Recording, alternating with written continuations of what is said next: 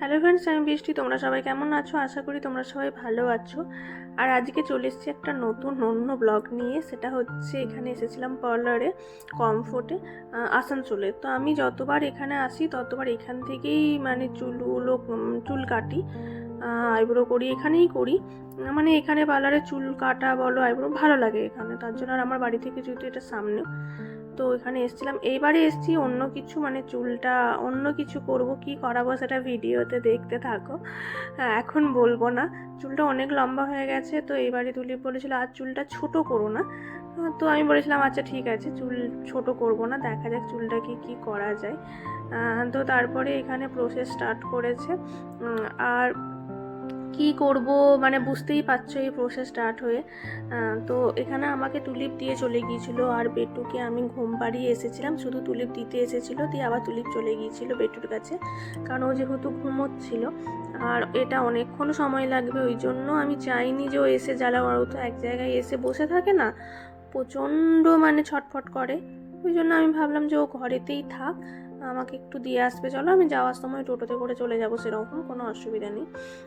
তো যেমন বলা সেরকমই কাজ। আর আমার আর সেদিনের ছিল মানে একাদশী, তো খিদেও পাচ্ছিল, আর সকাল থেকে আমার সেভাবে খাওয়াও হয়নি, আমি শুধু ফল খেয়েছিলাম, মানে কলা খেয়েছিলাম, তো খিদেও পাচ্ছিল, আমি কিছু খেতেও পাচ্ছিলাম না। তারপরে এখানে আমার মানে হেয়ারটা রেডি করছিল এরা, মানে অনেকক্ষণ সময় লাগছিল। আর আমি ততবার জিজ্ঞেস করছিলাম যে আর কতক্ষণ, আর কতক্ষণ। আমার চোখ মুখগুলো দেখে বুঝতেই পারছি এবার আমার খুব তাড়া লাগছে। তো এবার বুঝতেই পারছি আমি চুলটা কি করাতে এসেছি। চুলটা স্ট্রেটনিং আর স্মুথনিং করাতে এসেছি। মানে অনেক দিন থেকে করাবো ভাবছিলাম, করানো হচ্ছিল না। এবারে তুলিব আমাকে জোর করে বললো যাও করিয়ে নাও, না হলে আবার সেই 1 বছর পর আসবে, তখন করা হবে না। তো একবার ইচ্ছে হলো করালাম, বাট আমি প্রত্যেকবারই করাবো সেটা নয়, মানে এইবারে আমি একবার ইচ্ছে হলো, কখন চুলটা অনেক লম্বা হয়ে গেছে, আমি ম্যানেজ করতে পারছিলাম না, ভেবেছিলাম ছোট করব। তো ও বললো ছোট করো না, তার থেকে একদম স্ট্রেটনিং স্মুথনিং করে নাও। প্রথমে আমি ভেবেছিলাম যে ক্যারাটিন করাবো, তো আমাকে বললো ক্যারাটিন চুল ড্যামেজ সেরকম নেই তোমার, তো ক্যারাটিন করার দরকার নেই, তার জন্য ক্যারাটিন করালাম না, শুধু প্রোটিন দিয়ে এই স্মুথনিং আর স্ট্রেটনিং করলাম। তো এটাই হচ্ছে আমার ফাইনাল লুক। তো কেমন লাগছে আমার চুলটা জানিও, লুকটা কেমন লাগছে জানিও।